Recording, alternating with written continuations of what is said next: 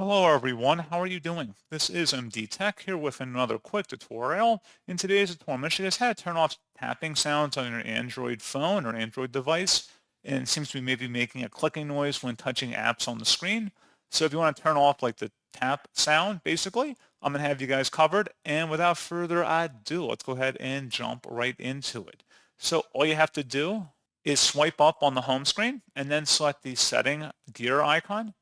Then you want to select sound and vibration.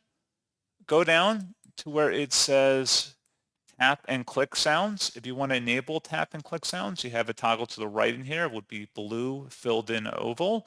Otherwise, you would click inside there to turn it off and it'd be grayed out.